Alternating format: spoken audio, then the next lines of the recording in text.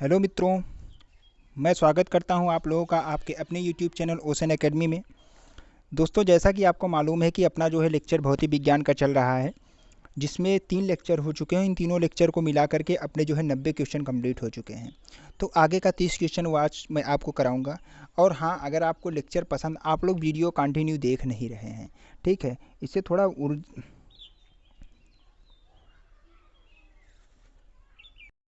आप लोग video continue देख नहीं रहे, इससे थोड़ा एनर्जी कम मिलती है वीडियो बनाने में। तो दोस्तों देखा करिए, ठीक है, ओके। अगर आपको पसंद आ रहा हो देखिए और शेयर करिए, बिल्कुल। और दूसरी बात ये है कि अपना जो है 1 तारीख से आपका जो यूपी लेखपाल की वैकेंसी आई है, मतलब कि आने वाली है। ये 1 तारीख से मैं उसमें जो है मैथ्स पढ़ाने वाला हूँ, जो कि सुबह आपको डेली जो है मंडे टू फ्राइडे डेली आपको 7 बजे जो है मैथ्स का लेक्चर मिल जाएगा। एक मई से, कब से? 1 मई से मिल जाएगा। तो आप जो है वहाँ से क्लास अटेंड कर लीजिएगा। जिन किसी भी को भी गणित पढ़ना होगा वो जो है उस बैच से वहाँ से पढ़ सकते हैं किसी भी एग्ज़ाम के लिए, ठीक है। वैसे है तो यूपी लेखपाल के लिए, लेकिन जिस भी एग्ज़ाम में गणित पूछा जाता है आप पढ़ सकते हैं, क्योंकि कॉन्सेप्ट सब वही रहने वाला है, ठीक है। थोड़ा सा इधर उधर 1-2 चैप्टर जो है नहीं इधर उधर रहते हैं, बाकी सिलेबस सब वही रहता है। और आप पढ़ सकते हैं बढ़िया तरीके से, ठीक है। A to Z पढ़ते चलिए और अच्छे तरीके से आपकी तैयारी हो जाएगी। यूपी की जितनी वैकेंसियाँ होती हैं सबका, यूपी SSC का जितना भी सबका सिलेबस वही होता है, ठीक है। परेशान होने की ज़रूरत नहीं है। और क्या है कि ये जो साइंस पढ़ा रहा हूँ ये आपको मालूम ही होगा, railway NTPC, railway group D, ठीक है। और तमाम जितने भी सेंट्रल गवर्नमेंट या स्टेट गवर्नमेंट के एग्ज़ाम होते हैं उन सब के लिए भी उपयोगी है। चाहे वो छोटी वैकेंसियाँ हो चाहे बड़े वैकेंसियाँ हो, जहाँ जहाँ साइंस पूछा जाता है हर जगह उपयोगी है। वैसे तो साइंस हर लेक्चर में हर जगह पूछा ही जाता है, हर एग्ज़ाम में साइंस पूछा जाता है, बिल्कुल, ठीक है। चलिए 91 नंबर सवाल यहाँ पर देख लेते हैं। 91 यहाँ पे सवाल है, न्यून तापमानों का अनुप्रयोग होता है। न्यून तापमानों का जो प्रयोग होता है, जिसको हम क्रायोजेनिक्स बोलते हैं, क्रायोजेनिक्स बोलते हैं, इसका उपयोग कहाँ होता है? इसका उपयोग होता है अंतरिक्ष यात्रा में। कहाँ होता है? अंतरिक्ष यात्रा, चुंबक प्रोत्थापन एवं दूरमिति में। कहाँ पर होता है? अंतरिक्ष यात्रा, चुंबक प्रोत्थापन एवं दूरमिति में होता है। अगला सवाल है, तेज हवा वाली रात्रि में ओस नहीं बनती है क्योंकि? देखिए, तेज हवा वाली जो रात्रि होती है उसमें ओस क्यों नहीं बनती है, यहाँ पर ध्यान दे दीजिए। क्योंकि क्योंकि क्या होता है कि वाष्पीकरण की दर क्या होती है? तेज हो जाती है। क्योंकि जो वाष्पीकरण की दर होती है वो क्या हो जाती है? तेज हो जाती है। देखिए, जब तेज हवा चल रही है तो वो अपने साथ क्या होती है? गर्म हवाएं लेकर के आती हैं। तो गर्म हवाएं क्या करती हैं? चीज़ों को जो है वाष्पीकरण की दर को क्या करते हैं? तेज कर देते हैं। चीज़ें जल्दी से, जो जलवाष्प होती हैं हमारे वायुमंडल में, वो तेज़ी के साथ क्या, जो भी पानी की बूंदें होती हैं वो तेज़ी के साथ क्या होती हैं? वाष्पीकृत हो जाती हैं, ठीक है।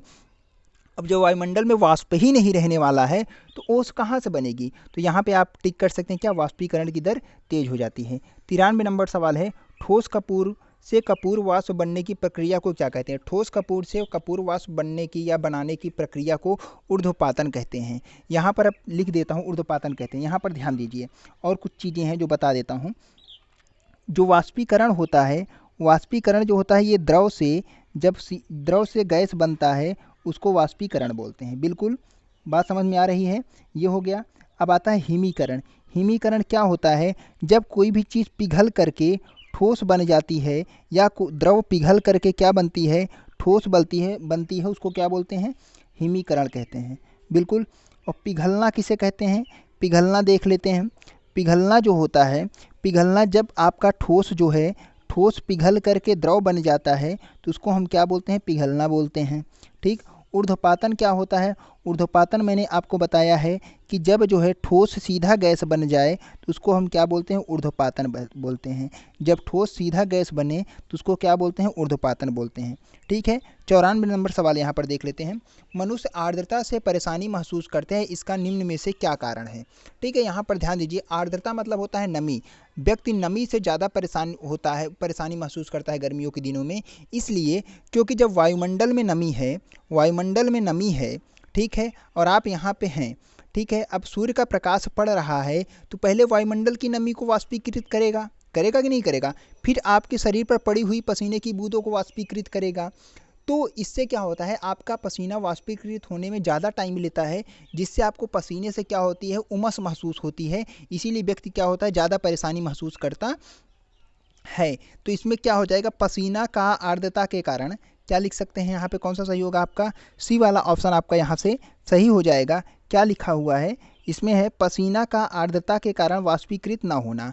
पसीने के कारण जो आर्द्रता, जो आपके पसीना आर्द्रता के कारण आपका जो पसीना होता है वो ठीक से वाष्पीकृत नहीं हो पाता है, इसीलिए आपका क्या है कि मनुष्य जो है परेशानी महसूस करता है। 95 नंबर सवाल इसमें दिया गया है, किसी द्रव का उसके क्वथनांक से पूर्व उसके वाष्प में बदलने की प्रक्रिया को क्या कहते हैं। देखिए, क्वथनांक मतलब होता है उबलना। उबलने के पहले अगर कोई द्रव जो है, उबलने के पहले अगर कोई द्रव वाष्प में बदल जाए, किस में बदल जाए, वाष्प में बदल जाए, तो उसको हम क्या बोलते हैं, वाष्पीकरण बोलते हैं। क्या बोलते हैं, वाष्पीकरण बोलते हैं। तो यहाँ पर जो आपका सवाल सही होगा उसमें से कौन सा सही होगा, कौन सा ऑप्शन, वाष्पीकरण। हिमीकरण तो मैंने आपको बता दिया है। संघनन समझ लेते हैं। संघनन क्या होता है, जब कोई वाष्प जो है वो क्या होता है, वो द्रव की बूंद किसमें, ठंडा होकर द्रव में बदल जाता है, वो क्या कहलाता है, संघनन कहलाता है। जैसे क्या हुआ कि बादल बने हैं, बादल क्या होता है, बादल से पानी की बूंदें जब जमीन पर गिरती हैं तो क्या कहलाता है, संघनन कहलाता है, जिसे हम क्या बोलते हैं, वर्षा बोलते हैं। बिल्कुल बात समझ में आ रहा है। वर्षा के रूप में जब पानी की बूंदें जमीन पर गिरती हैं तो उसको हम क्या बोलते हैं, संघनन कहते हैं। तो यहाँ पर लेकिन क्या सही होगा, यहाँ पे वाष्पीकरण सही होगा, क्योंकि वाष्प की जो बूंदें हैं वो जल की बूंदें जो है वो वाष्प बन रही, इसलिए क्या होगा, ये वाष्पीकरण कहलाएगा। 96 नंबर सवाल यहाँ पे क्या है, पहाड़ों पर पानी निम्नलिखित तापमान पर उबलने लगता है। पहाड़ों पर जो पानी है किस तापमान पर उबलने लगता है। अब यहाँ पर ध्यान दीजिए, पहाड़ों पर जो पानी है वो किस तापमान पर क्या होता है, उबलता है। पहाड़ों पर जो पानी है वो, देखिए, कोई भी जब दाब कम होगा तो आपको ताप की कम आवश्यकता होगी। जब दाब कम होगा तो आपको ताप की कम आवश्यकता होगी। बिल्कुल बात समझ में आ रही है, दाब कम होगा तो ताप की कम आवश्यकता होगी। तो पहाड़ों पर दाब कम हो जाता है, जिससे जो है आपको कम ताप की आवश्यकता होती है और आपका पानी क्या होता है, उबलने लगता है। 96 का ए सही हो जाएगा। बिल्कुल आगे देख लेते हैं, 97 नंबर सवाल यहाँ पर देख लेते हैं। भाप से हाथ अधिक जलता है अपेक्षाकृत उबलते जल से, क्योंकि देखिए, भाप से हाथ अधिक जलता है अपेक्षाकृत उबलते जल से। इसमें ध्यान दीजिए, इसमें क्या होता है कि जो, देखिए, कोई भी मॉलिक्यूल होता है, कोई भी अणु होता है, चाहे वो द्रव अवस्था में हो, ठोस अवस्था में हो, या फिर किस अवस्था में हो, गैस अवस्था में है। कोई भी मॉलिक्यूल चाहे वो द्रव अवस्था में हो, ठोस अवस्था में हो, या फिर गैस अवस्था में हो, तो उस केस में क्या होता है, यहाँ पर ध्यान दीजिए कि इनकी एक अलग से अपनी गुप्त ऊष्मा होती है। उस गुप्त ऊष्मा का मतलब ये होता है, ये जैसे मान लीजिए कोई भी ठोस है, कोई भी बर्फ है ना, कोई भी बर्फ है, आप जो है, कोई भी क्या है, बर्फ है, आप क्या करते हैं, आप उसको ऊष्मा दे रहे हैं पिघलने के लिए। बात को समझिए पहले, कोई भी बर्फ है, आप उसको ऊष्मा दे रहे हैं, कोई भी बर्फ है, बर्फ का टुकड़ा है, आप उसको ऊष्मा दे रहे हैं पिघलने के लिए, तो क्या वो तुरंत पिघलना थोड़ी ना शुरू हो जाएगा। वो पहले ऊष्मा ग्रहण करेगा, फिर बाद में कुछ देर बाद जाकर वो पिघलना स्टार्ट करेगा। ऐसा इसलिए होता है, जो वो ऊष्मा, अच्छा, इतनी देर आपने जो बर्फ को ऊष्मा दिया, वो ऊष्मा कहाँ गई, वो ऊष्मा बस किस में चली गई, बर्फ में चली गई। वो किस रूप में गई, वो गई गुप्त ऊष्मा के रूप में। किसके रूप में गई, गुप्त ऊष्मा के रूप में गई। बात समझ में आ रही है। बिल्कुल। तो इसका मतलब क्या हो गया, बर्फ के पास जो गुप्त ऊष्मा थी वो क्या थी, कम थी। क्योंकि कम थी तभी तो वो ग्रहण कर रहा था, आपसे ऊष्मा लिया। जिसके पास जो चीज़ कम है तभी तो ऊष्मा लेगा, फिर आगे आगे बढ़ेगा। बिल्कुल, तो वही चीज़ है। तो यहाँ पर क्या होगा, अब जो वाष्प पानी होता है और वाष्प होता है, दोनों में क्या अंतर होता है। देखिए, पानी में वाष्प की अपेक्षा गुप्त ऊष्मा कम होती है, और वाष्प में क्या होता है, गुप्त ऊष्मा ज़्यादा होती है। बिल्कुल, जो ज़्यादा ऊष्मा जिसके पास ऊष्मा ज़्यादा है वो उसमें गुप्त ऊष्मा ज़्यादा है, जिसके पास ऊष्मा कम है उसमें गुप्त ऊष्मा कम है। 100 डिग्री सेंटीग्रेड पर देखिए, पानी जो है 100 डिग्री सेंटीग्रेड पर क्या बनता है, जल बनता है। बिल्कुल, और 0 डिग्री सेंटीग्रेड पर बर्फ़ भी होता है, 0 डिग्री सेंटीग्रेड पर पानी भी होता है। बिल्कुल, क्योंकि 0 डिग्री सेंटीग्रेड पर बर्फ़ भी होता है, क्योंकि 0 डिग्री सेंटीग्रेड पर ही तो पानी जाकर बर्फ़ बनता है। तो 0 डिग्री सेंटीग्रेड मान लीजिए यहाँ पर है, 0 डिग्री, समझिए बात को पहले, 0 डिग्री सेंटीग्रेड मान लीजिए यहाँ पर है, इसके पहले यहाँ क्या होगा, बर्फ़ होगा, ठीक है, और इसके इधर क्या होगा, यहाँ पर पानी होगा, होगा कि नहीं होगा, बिल्कुल। और यही एक क्या है, इन दोनों की बॉर्डर लाइन है। उसी प्रकार से 100 डिग्री सेंटीग्रेड जो होता है, 100 डिग्री सेंटीग्रेड ये जो बॉर्डर होता है, इधर वाष्प होगा, बिल्कुल इधर वाष्प होगा, और इधर क्या होगा, पानी होगा, जल होगा, होगा कि नहीं होगा। अब क्या होता है कि ये गर्म इसलिए ज़्यादा महसूस होती है क्योंकि वाष्प की जो गुप्त ऊष्मा होती है वो क्या होती है, ज़्यादा होती है, क्या होती है, ज़्यादा होती है। तो भाप में क्या होती है, गुप्त ऊष्मा ज़्यादा होती है। 97 का ए सही हो जाएगा, बिल्कुल। बात समझ में आया, समझ में आया, ओके। आगे थोड़ा डिस्क्राइब करना पड़ा, ठीक है।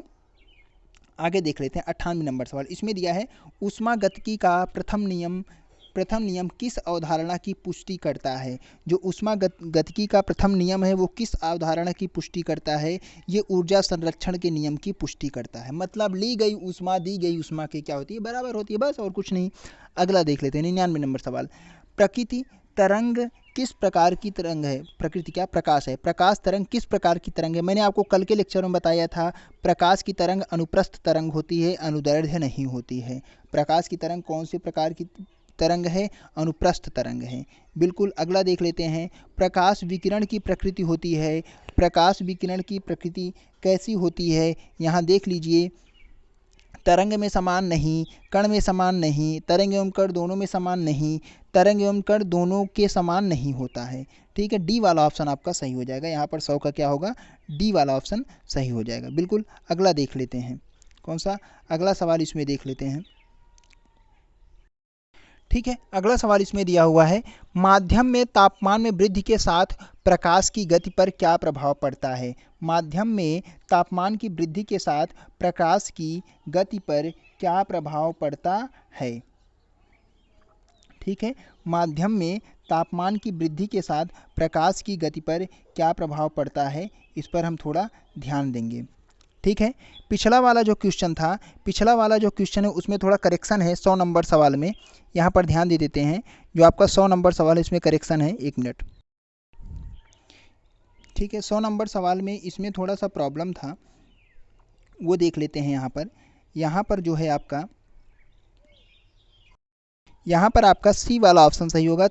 कौन सा, सी वाला ऑप्शन आपका क्या होगा, सही होगा। यहाँ पर आपका सी वाला ऑप्शन सही होगा, बिल्कुल।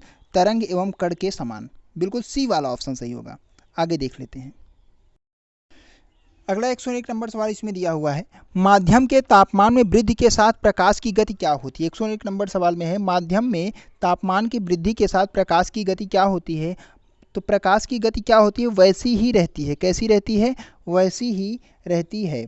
माध्यम में तापमान की वृद्धि के साथ प्रकाश की गति क्या होती है, प्रकाश की गति, सॉरी देखिए थोड़ा दिमाग, क्या होती है, बढ़ती है, क्या होती है, बढ़ती है।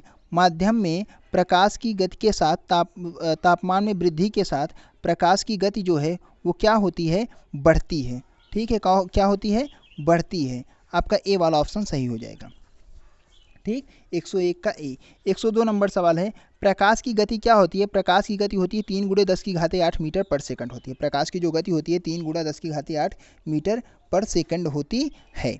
आगे देख लेते हैं, सूर्य ग्रहण क्या होता है। देखिए सूर्य ग्रहण होता है जब, कब होता है, यहाँ पर ध्यान दीजिए। जो सूर्य ग्रहण होता है, सूर्य ग्रहण तब होता है जब यहाँ पर क्या है, सूर्य है, क्या है, सूर्य है, सूर्य पृथ्वी के बीच में जब क्या आ जाता है, चंद्रमा आ जाता है। क्या आ जाता है, चंद्रमा आ जाता है। सूर्य और पृथ्वी के बीच में क्या आ जाता है, चंद्रमा आ जाता है। तो क्या होता है, वहाँ पे सूर्य ग्रहण होता है। और 21 दिन लगता है, अमावस्या के दिन लगता है। तो यहाँ पर आपका ऑप्शन कौन सा सही होगा, यहाँ पर हमारा जो ऑप्शन होगा वो सही होने वाला है, कौन सा, कि जब चंद्रमा कहाँ लिखा, जब सूर्य और पृथ्वी की, ये देखिएगा क्या लिखा हुआ है, चंद्रमा सूर्य और पृथ्वी के बीच आ जाता है तब क्या लगता है, सूर्य ग्रहण लगता है। ए वाला ऑप्शन आपका सही हो जाएगा, बिल्कुल। आगे देखते हैं, चंद्र ग्रहण कब घटित होता है। चंद्र ग्रहण जो है वो पूर्णिमा के दिन घटित होता है, सूर्य ग्रहण अमावस्या के दिन। अगला देख लेते हैं 105, उचित रीति से कटे हीरे के असाधारण चमक का आधारभूत कारण यह है कि। 105 नंबर इसमें देख लेते हैं, उचित रीति से कटे हीरे का साधारण चमक का आधारभूत क्या है। देखिए हीरा क्या है, चमकता है। क्यों चमकता है, उसका क्या कारण है, उसका ये है अति उच्च अपवर्तनांक होता है। मतलब डी वाला ऑप्शन आपका सही हो जाएगा, बी वाला, उसका अति उच्च अपवर्तनांक। बिल्कुल। अगला देख लेते हैं, जब एक कॉम्पैक्ट डिस्क मतलब सीडी सूर्य के प्रकाश में देखी जाती है तो क्या होता है, इसमें देख लेते हैं। जब एक कॉम्पैक्ट डिस्क सूर्य के प्रकाश में देखी जाती है तो क्या होता है, 106 नंबर सवाल में क्या क्या होता है, इसमें परावर्तन होता है, अपवर्तन होता है, क्या होता है, परावर्तन और अपवर्तन होता है। इसीलिए क्या होता है, यहाँ पर सूर्य के प्रकाश में सीडी क्या होती है, चमकती है। क्या होती है, चमकती है। बिल्कुल। अगला देख लेते हैं 107 में, किस गुणधर्म के कारण पानी से भरे बर्तन में डुबोई गई छड़ मुड़ी हुई प्रतीत होती है। किस गुणधर्म के कारण होता है, इसमें थोड़ा ध्यान दीजिए। ठीक है, किस गुणधर्म के कारण मुड़ी हुई प्रतीत होती है, अपवर्तन के कारण। अपवर्तन का मतलब क्या होता है कि कोई भी चीज़ आपको जब उठी हुई या दबी हुई प्रतीत होती है मीडियम चेंज करने के बाद, तो वहाँ पे क्या कहलाता है, वो अपवर्तन कहलाता है। बिल्कुल। अगला सवाल देख लेते हैं 108 नंबर सवाल, एक समतल दर्पण का आपतित किरण 60 अंश का कोण बनाता है तो परावर्तन कितना होगा। आपतित किरण का मतलब ये है समतल दर्पण, ठीक है, इस पर एक किरण आ रही है, ऐसे आई किरण और फिर ऐसे निकल गई। एक समतल दर्पण पर आपतित किरण 60 अंश का कोण बनाता है तो परावर्तन किरण कितने का कोण बनाएगा। बिल्कुल। आपतित किरण 60 का बना रहा है तो परावर्तन कितने का बनाएगा, तो परावर्तन भी क्या होती है, सेम होती है। बोला गया है आपतन कोण तथा परावर्तन कोण दोनों क्या होता है, बराबर होता है। अगर ये 60 है तो ये भी 60 होगा। बिल्कुल। अभिलंब से कोण मापा जाता है। बात समझ में आ रही है। आगे देख लेते हैं, तो 60 हो जाएगा। अगला 109 नंबर सवाल, अगर प्रकाश का आपतन कोण 90 अंश है, अगर प्रकाश का आपतन कोण 90 अंश है और अपवर्तन के बाद यह कोण 30 अंश हो जाता है तो माध्यम का अपवर्तनीय सूचकांक क्या होगा। इसमें थोड़ा हम ध्यान देते हैं।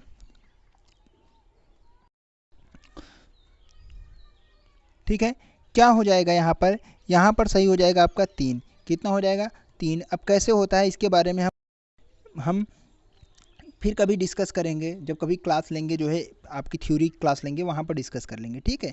अगला 110 नंबर सवाल इसमें दिया हुआ है, यदि किसी दर्पण को थीटा कोण से घुमाया जाए तो परावर्तित किरण का घूर्णन कितना होगा। यदि किसी दर्पण को थीटा कोण पर घुमा दिया जाए तो परावर्तित दर्पण का कोण कितना हो जाएगा। देखिए, घुमाएंगे तो परावर्तित दर्पण का कोण क्या हो जाएगा, ठीक डबल हो जाएगा। क्या होगा, ठीक डबल हो जाएगा। मतलब क्या हो जाएगा, 2 थीटा हो जाएगा। कितना हो जाएगा, जितना कोण पहले होगा घुमाने के बाद उसका क्या होगा, ठीक डबल हो जाएगा। तो यहाँ पर क्या हो जाएगा, परावर्तित किरण कितनी हो जाएगी, 2 थीटा हो जाएगी। बिल्कुल। अगला यहाँ पर देख लेते हैं, पूर्ण आंतरिक परावर्तन होता है जब प्रकाश जाता है। पूर्ण आंतरिक परावर्तन कब होता है, जब प्रकाश जाता है। इसके बारे में थोड़ा हम यहाँ पर देख लेते हैं। जब प्रकाश जाता है, पूर्ण आंतरिक परावर्तन कब होता है, किसमें होता है, हीरे में होता है। किसमें होता है, हीरे से कांच में पूर्ण आंतरिक परावर्तन होता है जब प्रकाश जाता है। हीरे से कांच में जब भी प्रकाश गमन करेगी, कहाँ से कहाँ तक, हीरे से कांच में जब भी प्रकाश गमन करेगी तो वहाँ पर क्या होता है, पूर्ण आंतरिक परावर्तन होता है। कहाँ होगा, हीरे से कांच में। बिल्कुल। बात समझ में आ रही है। आगे बढ़ते हैं, मृग तृष्णा किसका उदाहरण है। मृग तृष्णा किसका उदाहरण है, यहाँ पर देख लेते हैं। जो मृग तृष्णा है ये पूर्ण आंतरिक परावर्तन का उदाहरण है। जो मृग तृष्णा है ये पूर्ण आंतरिक परावर्तन का उदाहरण है। ठीक है। बिल्कुल। मृग तृष्णा किसका उदाहरण है, पूर्ण आंतरिक परावर्तन का उदाहरण है। कंफ्यूज मत होइए, यही आप नोट कर लीजिए। बिल्कुल। अगला सवाल यहाँ पर देख लेते हैं, 113 नंबर सवाल देख लेते हैं। बिल्कुल। यहाँ पे लिखा हुआ है, पेट अथवा शरीर के अन्य आंतरिक अंगों के निरीक्षण के लिए प्रयुक्त तकनीक इंडोस्कोपी किस पर आधारित होता है। देखिए, यहाँ से एक सवाल और आपको मिल गया कि इंडोस्कोपी जो होता है वो पेट अथवा शरीर के अन्य आंतरिक अंगों का निरीक्षण करता है। ये भी आपको एक साइंस का मिल गया क्वेश्चन। ठीक है। आगे यहाँ पर देख लेते हैं, ये किस तकनीक पर कार्य करता है, इस पर ध्यान देते हैं। ये पूर्ण आंतरिक परावर्तन की तकनीक पर कार्य करता है। बिल्कुल। बात समझ में आया, ए वाला ऑप्शन सही हो जाएगा। अगला है, इंद्रधनुष के कारण होता है। इंद्रधनुष किसके कारण बनता है। देखिए, बहुत अच्छी सवाल है। इंद्रधनुष क्या होता है, जब बारिश होती है, वर्षा की बूंदों पर जो है सूर्य का प्रकाश जब पड़ता है तो हमें इंद्रधनुष बना हुआ दिखाई देता है। ये किस लिए बना हुआ दिखाई देता है, यहाँ पर ध्यान दीजिए, परावर्तन और अपवर्तन के कारण। ये समझ लीजिए जो इंद्रधनुष बनता है वो परावर्तन और अपवर्तन के कारण ही बनता है। ठीक है, अगला सवाल 115 नंबर क्या है, आकाश का रंग नीला प्रतीत होता है, क्यों प्रतीत होता है आकाश का रंग नीला, इस पर थोड़ा ध्यान दे देते हैं। जो आकाश का रंग नीला प्रतीत होता है ये प्रकीर्णन के कारण, प्रकाश का प्रकीर्णन मतलब फैलाव, प्रकाश का जो प्रकीर्णन होता है इसी के कारण आकाश का रंग हमें नीला दिखाई देता है। जो बैगनी रंग का प्रकाश होता है उसका प्रकीर्णन सबसे ज़्यादा होता है, इसीलिए जो है आकाश का रंग हमें नीला दिखाई देता है, न कि लाल। बात समझ में आ रहा है? आगे देखते हैं कैसा दिखाई देता है, नीला। अगला 116 नंबर सवाल, इसमें क्या है, वायुमंडल में प्रकाश के विसरण का क्या कारण है, वायुमंडल में प्रकाश के विसरण का क्या कारण है। ठीक है, धूल के कण, क्योंकि वायुमंडल में धूल के कण होते हैं इसीलिए क्या होते हैं कि जो प्रकाश के कण होते हैं वो क्या होते हैं, जो प्रकाश होता है वो क्या होता है, डिफ्यूज होता जाता है, विसरित हो जाता है। बात समझ में आ रहा है? ओके, आगे चलते हैं 117 नंबर सवाल में, इसमें क्या लिखा हुआ है, खतरे के संकेतों के लिए लाल प्रकाश का प्रयोग क्यों किया जाता है। चलिए देखिए, क्योंकि इसकी तरंग दैर्घ्य क्या होती है, सबसे ज़्यादा होती है, और प्रकीर्णन क्या होता है, सबसे कम होता है। जो चीज़ कम फैले और सीधा तीक्ष्ण वार करे, इसीलिए उसका यूज जो है सभी प्रकार के मतलब कि रेलवे में यूज होता है, या जो है रेलवे में भी यूज होता है, और आपका जो है जो भी ट्रैफिक लाइट होती है वहाँ यूज होता है। क्योंकि क्या होता है कि इस प्रकार का जो प्रकाश होता है आँखों पर आसानी से अच्छी तरीके से पहुँच जाता है। ठीक है, या तो तरंग दैर्घ्य अधिक होती वो सही हो जाता, और क्या है, प्रकाश क्या है, कम है, इसीलिए प्रकीर्णन कम है, इसीलिए क्या होता है, इसका यूज किया जाता है। 117 का ए। ठीक है, जिसकी तरंग दैर्घ्य ज़्यादा होगी उसका प्रकीर्णन क्या होगा, कम होगा। लाल रंग की तरंग दैर्घ्य ज़्यादा होती है, यहाँ बता देता हूँ आपको सब कुछ। विबग्योर आपने नाम सुना होगा, विबग्योर ना, विबग्योर, इसका जो तरंग दैर्घ्य होता है वो सबसे ज़्यादा होता है, तरंग दैर्घ्य सबसे ज़्यादा, इसका तरंग दैर्घ्य सबसे कम होता है। इसका जो है प्रकीर्णन सबसे कम होता है, इसका प्रकीर्णन सबसे ज़्यादा होता है। इस तरीके से प्रकीर्णन धीरे धीरे कम होता जाता है और तरंग दैर्घ्य धीरे धीरे बढ़ता जाता है। बात समझ में आ रहा है? आप याद कर सकते हैं। ठीक है, तो क्यों होगा, क्योंकि इसका प्रकीर्णन सबसे कम होता है। ए वाला सही हो जाएगा। 18वां सवाल, इसमें क्या है, 118 नंबर, समुद्र नीला प्रतीत होता है, क्यों प्रतीत होता है। चलिए अब इसका सवाल जवाब आप दीजिए। समुद्र नीला क्यों प्रतीत होता है, प्रकाश के परावर्तन, क्योंकि जब प्रकाश जो है समुद्र में जाता है, पानी में जाएगा तो वहाँ परावर्तन होना ही होना है, तथा जल के कणों द्वारा प्रकाश का क्या हो जाता है, प्रकीर्णन हो जाता है। क्या हो जाता है, प्रकीर्णन हो जाता है। पहले तो परावर्तन हुआ, फिर क्या होता है, प्रकीर्णन होता है। इसीलिए क्या होता है, हमें चीज़ें क्या हैं, वो क्या कहलाती हैं, वो किस लिए क्या कहलाती हैं, वो क्या होता है, हमें समुद्र नीला प्रतीत होता है। बिल्कुल। अगला देख लेते हैं 119 नंबर सवाल, अस्त होते समय सूर्य लाल क्यों दिखाई देता है।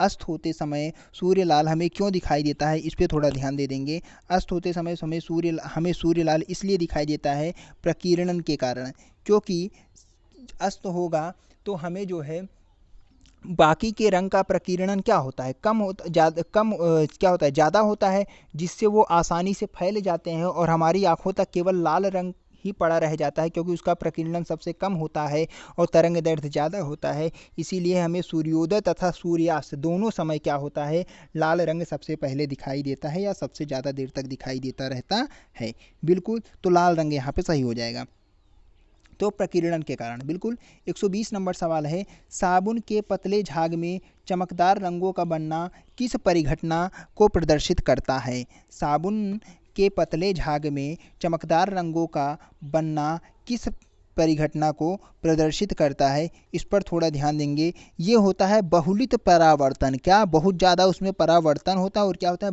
व्यतिकरण होता है। बहुत ज़्यादा परावर्तन तथा व्यतिकरण होता है, इसीलिए जो होता है हमें सूर्य का प्रकाश जो है, हमें सूर्य का प्रकाश क्या होता है, साबुन का जो क्या होता है, साबुन का झाग होता है उसमें जो है क्या लिखा हुआ है, साबुन के पत्ते झाग में चमकदार रंगों का बनना किस परिघटना का कारण है, बहुलित परावर्तन और व्यतिकरण। उसमें जो चमकदार रंग बनते हैं बहुलित परावर्तन और व्यतिकरण के कारण ही बनते हैं। बिल्कुल ठीक है। तो ये सब जो आपका चैप्टर है, क्या बोलते हैं, परावर्तन का चैप्टर है, इसको फिर कभी किसी लेक्चर में हम जो है डिस्कस कर लेंगे चैप्टर, जो कि मेन थ्योरेटिकल चैप्टर है। एक बार साइंस आपको थ्योरेटिकल पूरा पढ़ाऊंगा, पहले आप एक बार एक ऑप्शन देख लीजिए किस तरीके से क्वेश्चन आते हैं। पहले हम जो है जो इसमें से क्वेश्चन है 3000 क्वेश्चन है, धीरे धीरे हम भौतिक विज्ञान, रसायन विज्ञान और जीव विज्ञान के क्वेश्चन कंप्लीट कर लेते हैं। उसके बाद फिर जो है हम धीरे धीरे फिर थ्योरी भी करा देंगे, परेशान होने की ज़रूरत नहीं है। पहले आप क्वेश्चन देख लीजिए किस तरीके से क्वेश्चन आते हैं, क्वेश्चन देखने के बाद आपको आइडिया हो जाएगा, फिर पढ़ने में आपको आसानी हो जाएगी। बिल्कुल। तो अगर आपको वीडियो पसंद आया हो तो इसको लाइक और शेयर करना ना भूलें। ठीक है, ओके, धन्यवाद।